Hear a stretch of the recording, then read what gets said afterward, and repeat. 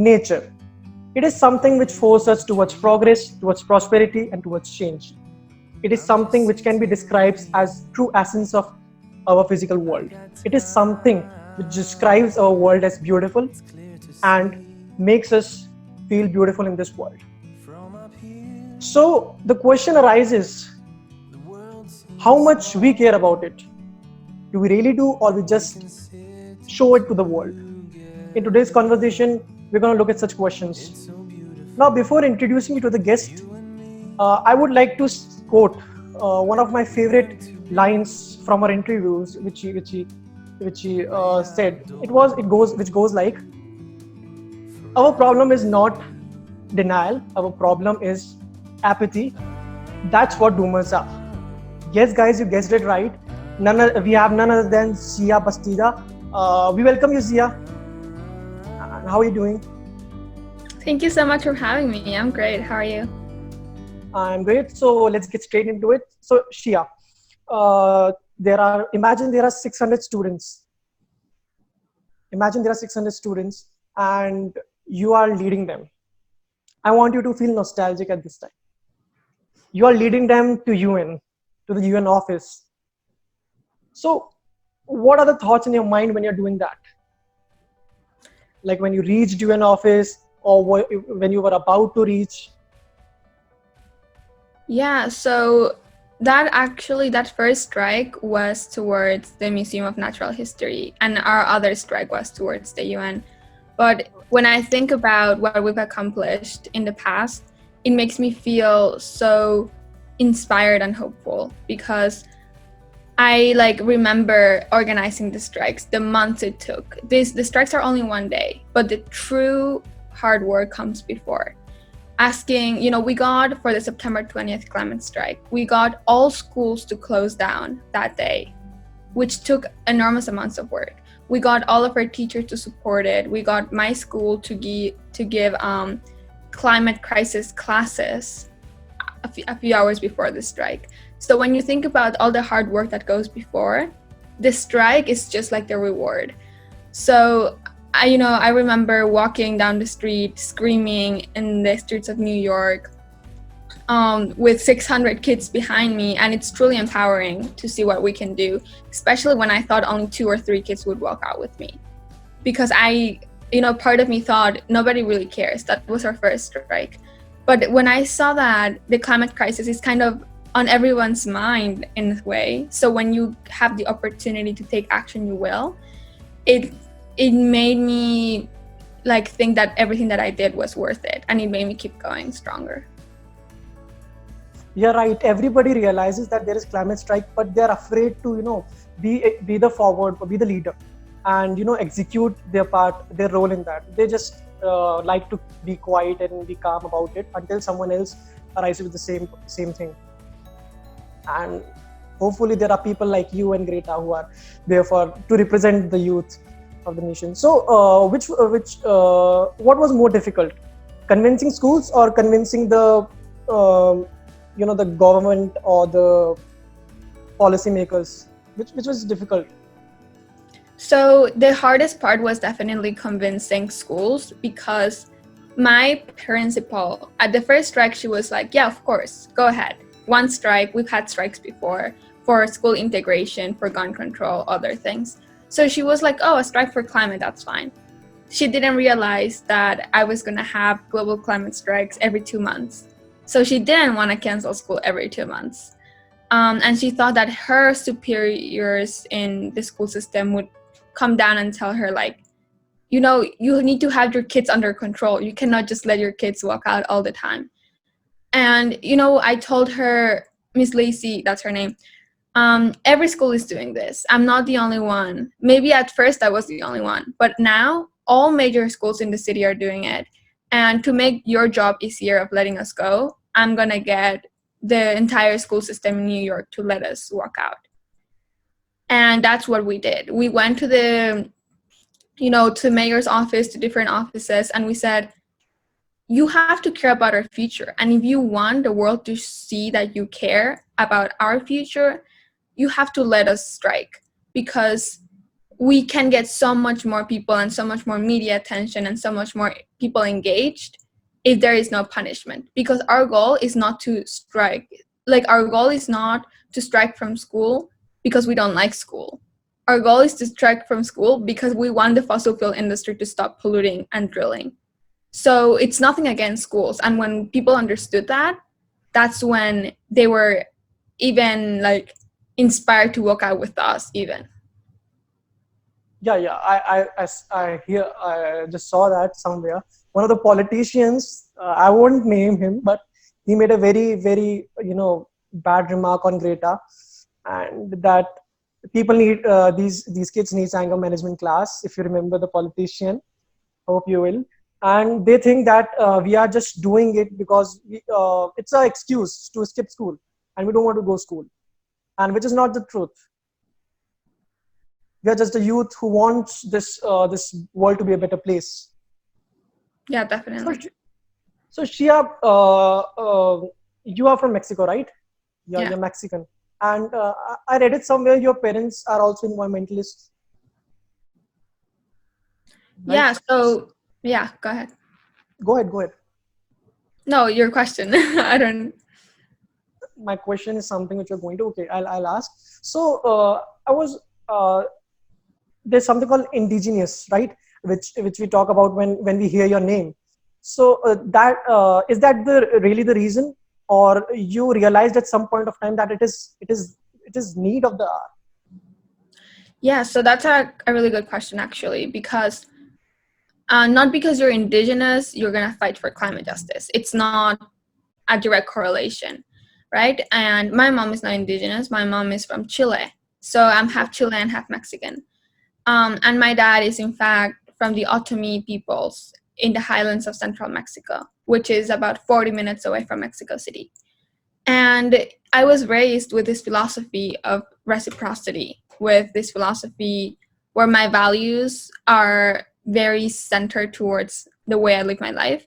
And those values are: we take care of the earth, we thank other people for their job, we thank Mother Earth for giving us air, water, and everything that we need to live and thrive.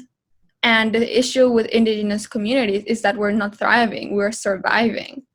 And so there's like a long, period of resistance and resilience, not only from colonialism, but also from like current day displacement because of pipelines, because of, just all the industries that are contaminating and polluting indigenous land. So that's why it's so close, just because I was raised with, we have to take care of the earth, and I saw that everybody was not doing that. When you grow up, you think that everybody thinks the same way that you do.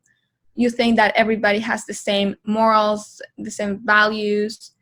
And when I saw that there were people making money of destroying Mother Earth, that was the most painful thing that I came to realize. And it shocks me that people see it as normal. And we have to remember that that is not normal. Destroying our home is not normal. So because of my indigenous philosophy growing up, I was able to see very clearly what was wrong with the way in which we were living. So that's why I jumped into climate activism when I realized I had to say something and do something because of the way that I grew up. So Shia, in India, or I don't know about the study pattern in US or any other country, but in India, from a very young age, when we are enrolled into schools, we are taught that Earth is our mother, we should protect it, but still there is no one who is taking a step to protect it. So what's your stance on that? What I what think, wrong goes there? yeah, so, it reminds me of growing up and people telling everybody, live the place that you are in better than you found it. If you come into, your home, your room, and somebody else's home, you have to respect it and leave it better than you found it. And for some reason, people still don't do that. For some reason, people still like mess up the place and live it like that. And that's what's happening to our planet.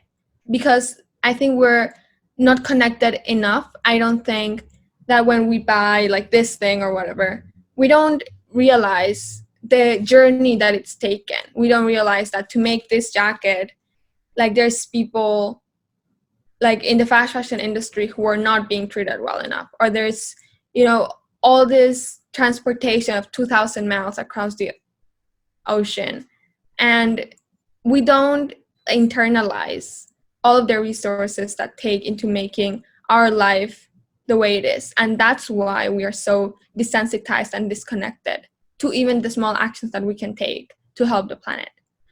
And, you know, another thing is that it's like a lot of psychological stuff. For example, people think that the climate crisis is going to happen in 2050 or 2100.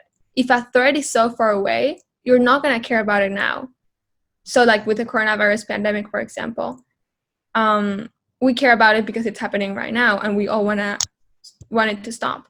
But with the climate crisis, it's so slow and fast at the same time that we forget that because we said 2050, we forget that it's already happening. Another thing is that a lot of people have other immediate needs. If somebody wants to feed their families the next day, how are you going to ask them to care about the environment? Right? It like even sounds bad if somebody's like struggling to make ends meet and then you tell them, oh, you forgot to recycle. So we have to be more, when we advocate for climate justice, it has to include the justice part in it. It has to include a just transition to 100% renewable energy, in which workers who work in, you know, in the fossil fuel industry don't get left behind just because the industry has to move on. So it's about encompassing people who don't see the climate crisis as immediate into the solution. So, Xiye, we have some questions from Raghav. Raghav, you can turn on and you can just ask her. Yeah, hi Xiye. I want to ask you how the UNEP actually supports you in your actions. So, I mean, I know you've done a lot of lobbying before COVID-19, and I wanted to ask you what support these people offer you. I mean, what kind of have they offered you? Insight? Have they offered you money or people? Like, I just wanted to know how it's like. Yeah, so, you know, a lot of the UN bodies, the United Nations bodies, they all are very supportive of our climate activism. I've never seen any like money come out of that, so I don't want to say that any of us do climate activism because we're gonna profit off of it. We're just kids who want the world to be a better place. But obviously, like growing up, I hope that my job has to do with saving the world. So then that's another conversation. But you know, they support us with a lot of information, toolkits. They invite us to spaces to actually raise our voices. And you know, in the task force for World Environment Day, I'm the youngest one there. Everybody's like 20 and older, and I got in when I was 17. I just turned 18. So they are making an effort to include younger voices, and they're making an effort to, you know, say the kids are right in this time, because what we need is that light of morality and that like embodiment of people who have not been blinded by greed, because we as kids have not made any money yet, so like we're not blinded to that. And you know, they really helped when the climate summit happened back in September. They had a youth climate summit, and of course I would have rather have them had the summit together, because if you have two summits and the only difference is age, you're still kind of ostracizing younger kids. But I still appreciate it that they thought about that. Yeah, I mean the incentive. I mean the fact that they thought about holding a summit, a climate summit, a climate summit, a climate change summit is a really good thing. I mean, I'm pretty sure they would have considered your ideas as well. Another thing I want to ask you is, whenever you go out and talk to these people, what incentive do you give to people to like, okay, I see what your problem is. What's your value proposition when you're trying to like get them to help you out? So what's that motivational speech you give essentially? Like, we want to hear a few words. I mean, I think that it depends on your audience. Like whoever you talk to is always going to be different, and you have to talk to the person depending on what they want to hear, if that makes sense. Like if I'm talking to like little kids, I'm not going to tell them, why didn't you like do this, when they're just younger kids who are learning to love the earth. But if I'm talking to a politician that has a history of supporting the fossil fuel industry, I'm going to talk to that person very differently. And if I'm talking to a person who has supported climate activism for a while, I'm going to thank them and say, this is how you can support us further. So most of the time, what I tell adults is, in a room where like I know nobody and they're just a bunch of adults, I say, I feel like you still have not understood that I'm doing this because my kids might not ever see a beach, because beaches take thousands of years to form and they're going to take 10 years to be underwater. So it's a lot of like emotional things, because data doesn't touch people as much as stories do. So I usually also tell my climate story, which is when I was 15 years old, 13. When I was 13 years old, my hometown flooded in Mexico. And when I tell people that I was actually directly impacted by the effects of the climate crisis, they see it in a much different light than saying, this many million people are going to be displaced by climate change. So it's a lot about telling your personal story to change the narrative around the climate crisis towards something that is present, affecting people in real life, like rather than something that is going to happen in the future. Wow, that's a really inspiring story, really. Wow. Lakshya, you can take over now. Sure, Anand. So, Xiye, these politicians say that only a few section of the society gets impacted by climate crisis, which is, I think, completely wrong. We are not feeling it right now, but anytime in future we'll be facing it. What's your stance on that?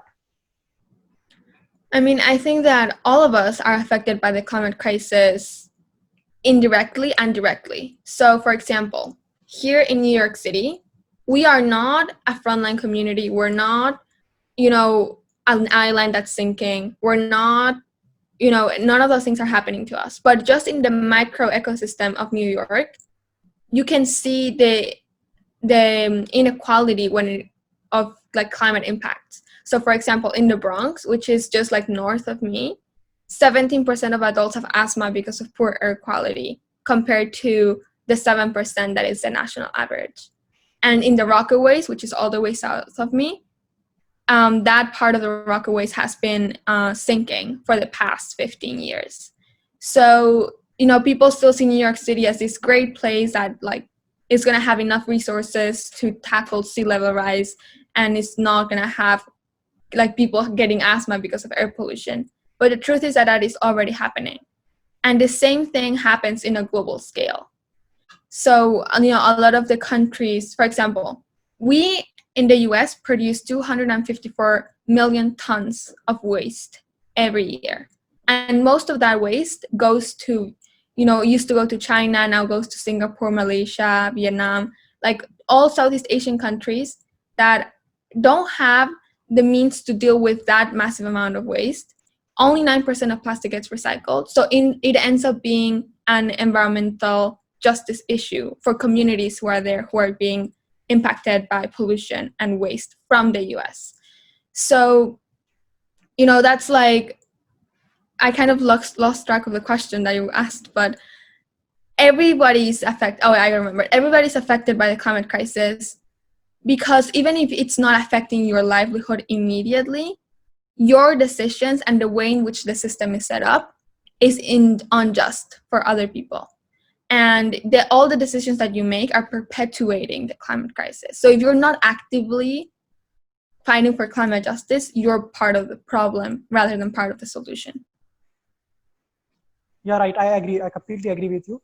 Now, I want to ask this very controversial question, I guess, but yeah, I'll ask otherwise also. So, do you think climate crisis is the ultimate or the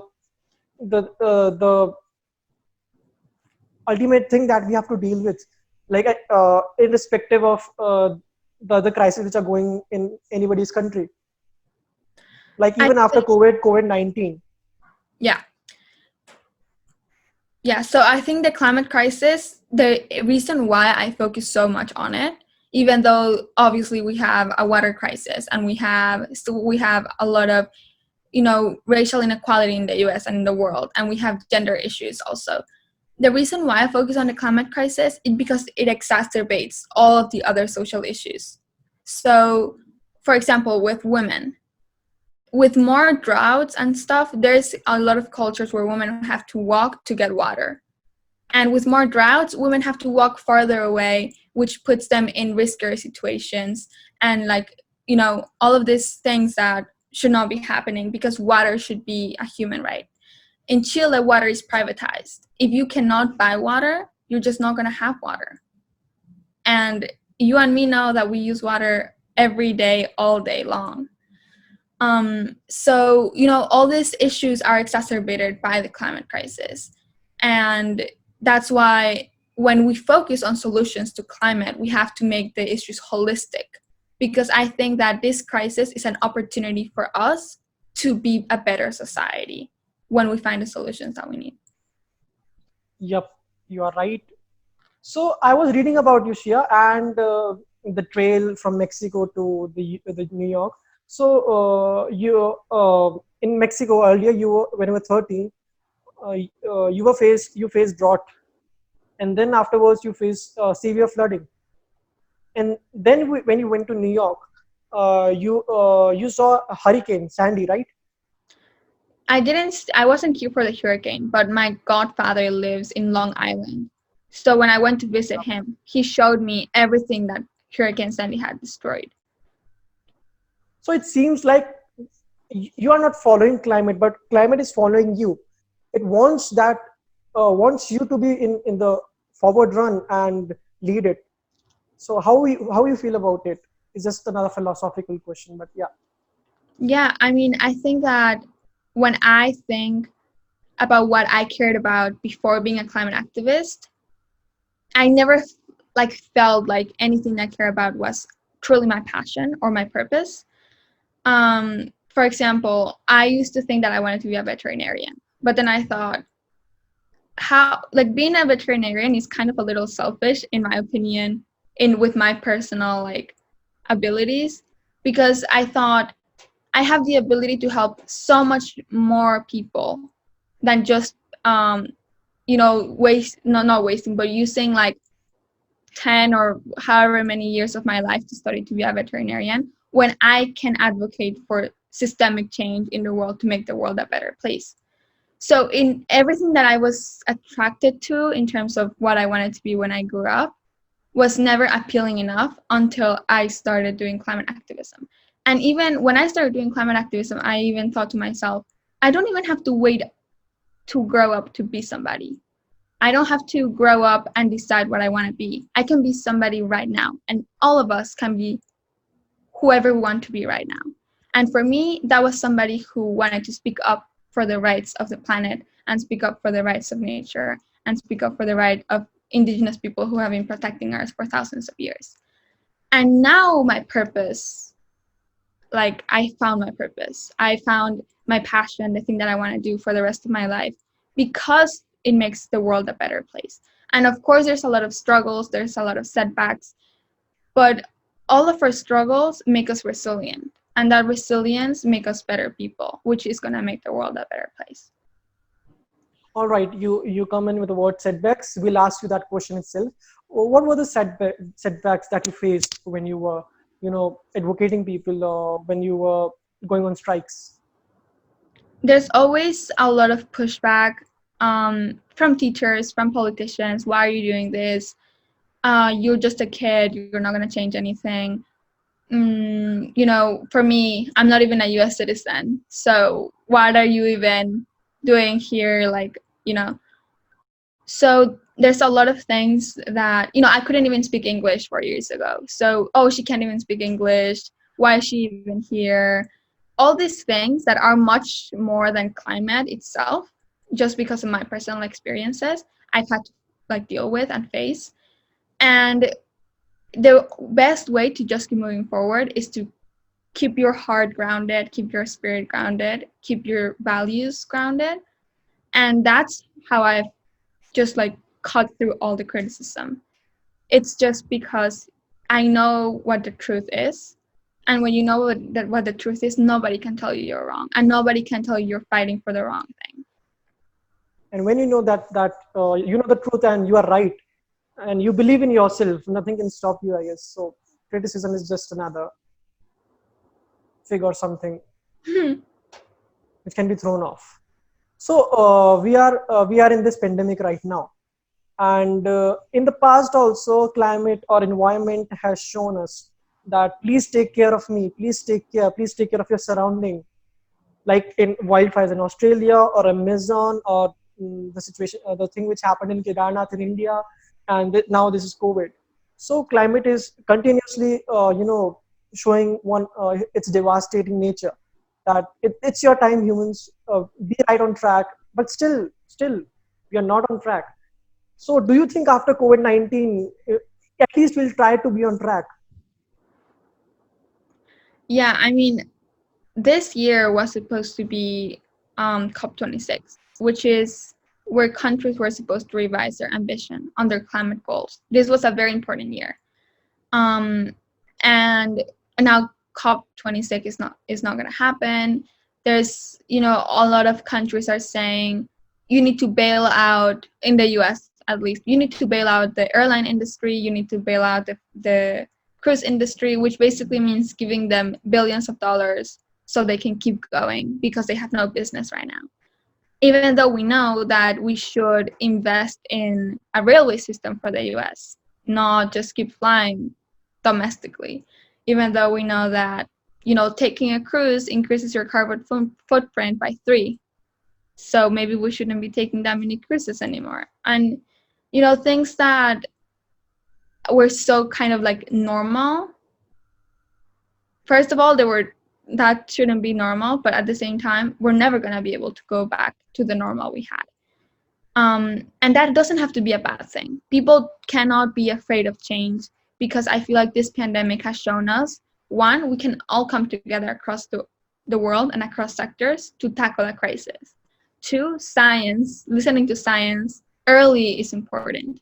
The US is, New York City is the epicenter of the pandemic, and the US is the epicenter of the pandemic because we didn't listen to the science, because the administration didn't implement enough guidelines for us, and all those things.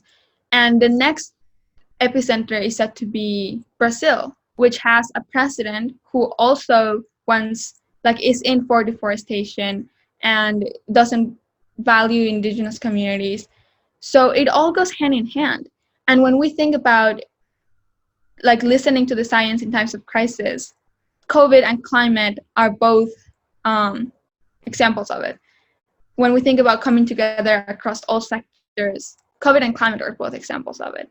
And when you think about, other ways we have of doing things, I realized through this pandemic, I don't have to fly all the time to events and conferences, because everything can be also done like this. You and me probably wouldn't be talking if the pandemic hadn't happened, because I wouldn't be accepting video conferences, because I am somebody who believes that in-person conversation is better. But it works either way, and I can see you and I can say hi and we can talk. So it definitely has opened my horizons to what is possible. Okay, Raghav, has a question for you. Yes. Okay. Can you describe your life in University of Pennsylvania? I mean, you got accepted this year, right? So, what are you expecting from it really? Have you got any expectations, any fears, any exciting things, something along those lines? Yeah, so I have never even been to the campus. I don't know what it looks like. So, and I can't know, because obviously I was supposed to visit it, but now I can't. So it's a little sad. But I'm excited. I'm really, because a lot of activists, sadly, they do a lot of work in high school, but then they stop doing it in college. Maybe they have more work or something. But I'm not going to do that. I'm going to keep going, and I'm going to study environmental studies with a concentration on policy and international relations and a minor on sustainable management. So I'm really excited to just keep going with my work in college. And also, the university has not divested from fossil fuels. So I hope that I can come in and be like, you have to divest. So yeah, I'm excited for that. That seems really exciting, honestly. I mean, to go and like propose changes in your own university, like that's just a stepping stone to success. I mean, if you were able to change University of Pennsylvania, like many other reputed institutions are going to follow you and follow what you've done. I think that's just really inspiring, and I'm really just really surprised. Oh my god! Wow. Thank you. Lakshya, you can take over. Okay. So my partner get a little excited because yeah, everybody loves what you're doing, Shia. So coming on to the last segment or the last questions that I'm going to ask, uh, do you label yourself as an educator? Do you think are you asking me if I think I'm an educator? Yep. I never saw myself that way just because I feel like we're all learning still, and I'm, to keep up to date with my climate activism, I cannot just read about the climate crisis one time and speak on the same thing over and over. I have to keep reading about different issues that are going on. I have to keep reading about like different philosophies that are around. For example, I just finished reading this book, There, which is about indigenous people in cities. So I never I've never really been in a city as an indigenous person before because I've never lived in a city before now. So it like helped me a lot to see different perspectives, different points of view, current struggles of indigenous people that are, past only pipelines that are more like social issues. So you always have to keep educating yourself if you aim to educate others. And if more than educating, my purpose is to at least inspire one person to start researching and educating themselves. Because sadly, we still don't learn about not only climate crisis in schools, because I feel like learning about the climate crisis is a little sad and depressing. Like, obviously, we all need to know about it. But what we need to be taught is kind of the school of thought that makes it possible to be optimistic, that makes it possible for you to want to change things, and makes it possible for you to speak on issues that seem so detrimental in a way that is, we can do this, we can move forward, we have the solutions, we can be innovative. So if they're going to teach climate in schools, I definitely want them to teach it in a way that is more inspiring rather than, yeah, we're all screwed up, sorry, like that, what's the point of that, right? Is that the problem with our world? We talk about crisis, we don't talk about solutions, and that's something which has to be screwed in. So in the starting, when I was introducing, I told you what's nature for me. Now I want to ask what's nature for you. For me, this is how I used to think when I was little.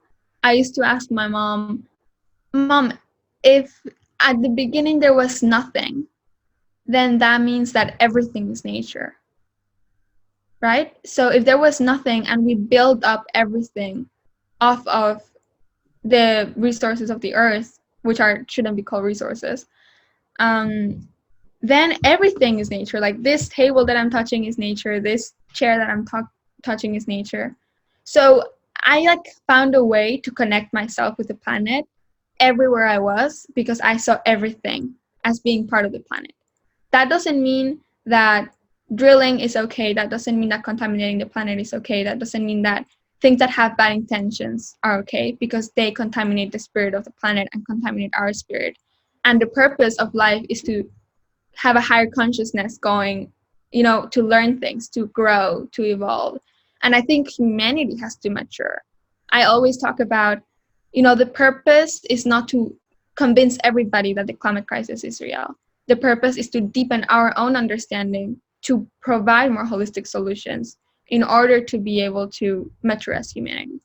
So for me, nature is everything that surrounds us, but of course, I feel so connected to different ecosystems. And when people say like, oh, environmentalists are just tree huggers, yes, like I love hugging trees, like what's wrong with that? They're awesome, they're amazing. I've studied them in like my bio class, and it's just crazy, the mathematical perfection of nature, all these different things that I've learned in school. It just makes me feel like everything has a place, makes me feel that everything is beautiful the way it is and that it's worth fighting for. And when I feel a little down, when I feel like I've burned out because I've been in 20 calls that day or something, I go outside and I remind myself what I'm protecting, why I'm doing this. And it makes you feel so much better, and it makes you think that you're part of something bigger. That's really beautiful. People have this misconception that we are tree huggers. We are not just tree huggers. We are animal lovers. We are people lovers. We love everything. Yes. Environmentalist, being environmentalist is not just about trees. So when we talk about environment, when we are talking about greenery, when we talk about animals, let's take up a personal question if you don't mind. Yeah, of course. So, So are you vegan? am I vegan? No, I'm not vegan. I'm vegetarian. Okay. This was question from Raghav. So Okay, Raghav, so I wanted to ask you the vegan thing. Okay, so I'm vegetarian as well, and I wanted to ask you because there are meat industries and I mean the meat and dairy industry in today's world. I mean, and besides the whole animal cruelty thing, I mean I know that's a big deal, but the amount of pollution they have been generating in this planet is reaching a really bad point in today's world. I mean, the only reason, I mean, entire industry shut down because of COVID, and their carbon footprint decreased subsequently. But this industry is the only one that keeps flourishing, even when the world is on lockdown. And I just wanted to know what you think about that. Yeah, I mean, I have researched this for a long time now, and the reason why the meat industry is so horrible, aside from the cruelty, is because 70% of the world's, I think it's like 70% of the world's It is. like grain that is produced and vegetables that are produced are used to feed cattle and are used to feed animals, not to feed people. So we have like losing huge amounts of resources, and we could end world hunger if we had a more plant-based diet. Aside from that, like it's just crazy to me that this industry, like you said, are still growing. These industries are still growing, considering the amount of pollution that they exert, and considering that they're not even, because in indigenous culture, you eat meat maybe once or twice a month in a respectful, sustainable way. And the current meat industry is, we don't have an overpopulation problem of people. We have an overpopulation problem of cattle. So, because, I think there are like, I don't know how many, like 1,000 chickens per person Yeah, or I something. mean, they're being grown in today's world. I mean, you have farms where instead of growing plants, you grow animals. And I think it's just reached a new level of ethical compromise. And I think that's just something people need to think about in today's world. I mean, that's compromising on our morals. I mean, we can't say that we love other people and other human beings if we're downright supporting a industry in lockdown as well. And I think that's something people need to think about. Yeah, and my only issue with advocating for veganism is that it's not accessible to everybody. So in New York City, it's so expensive to be vegan. Like, that's why I'm not vegan, because I cannot get a proper nutrition being vegan. It's just too expensive. So like something, and I'm also somebody who likes organic stuff because I don't like pesticides and I don't like, all these things. All the And processed stuff. processed stuff. So it's like even more expensive to have like a clean diet that's also not supporting industries that are killing the planet. And that shouldn't be the case. We have to advocate for a more equitable food That's system definitely true. that don't like transport food across the ocean also and across the country. And we like need to learn to buy local. We need to learn to buy on seasonal times, because why am I eating strawberries in the winter? Like, that shouldn't be a thing either. So Yeah, I mean, I'm from Dubai, and when you're comparing the prices of maybe normal like processed food versus vegan food, the price increases dramatically. So the newspapers here, they actually did a study on this. I mean, the vegan food here is incredibly expensive. So let's just take the example of maybe a cauliflower. It's 2 AED here, so roughly less than $1. But if it's organic, it's 40 dirhams. It's more than I think $11-12, and it's just the same cauliflower. You're just not putting pesticides on it, and that's just really unfair to a lot of people in today's world. So that's Yeah. something people really need to fight for and make known, because most people don't really know about this, and I think that's an increasing problem. Then what do you say? The industry is actually killing people. It's the misinformation and the lack of information, rather. That's something we need to deal with in today's times. Yeah, definitely. And the thing also is that sometimes people, I think, are afraid of changing their diets because they just don't say what diet they are because they're afraid of criticism and they're afraid of people shaming them. But it's okay to eat whatever you want. Just research it, be conscious about it, try to make your impact better in the world. And I think if we make this more inviting rather than it's like an exclusive club and if you don't do this you can't get in, then that's going to make us more united. Because in a lot of places, including in Mexico, food is a culture. Like everything we eat is cultural. So you cannot just tell people to stop. Like obviously before the culture used to be sustainable and now it's not becoming sustainable anymore.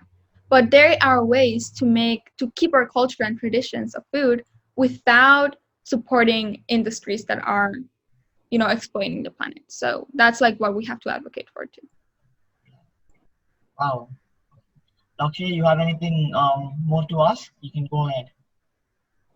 So, all right, Xiye, think that you are giving a graduation speech right now. So, what is this one thing that you would like to tell all the students? One thing that I would like everybody to know is that the present, if you want to know what your present is, you can look at your past. And if you want to know what your future is, you have to look at your present. That means that every decision that you make right now is going to impact the future, and that is something that we all know, but don't exercise enough. If you make a good decision every day of your life, your future and our collective future is going to be better. So we have to keep our power of agency in mind. We're all agents of change, and we all have that inside of us. That's beautiful. And with that, ladies and gentlemen, we'll end today's session. We had Xiye, Bastida with us, the climate activist, and my co-host Raghav. Thank you for being with us, Xiye. Hopefully, we'll get along soon. Thank you for coming. Thank you, everyone.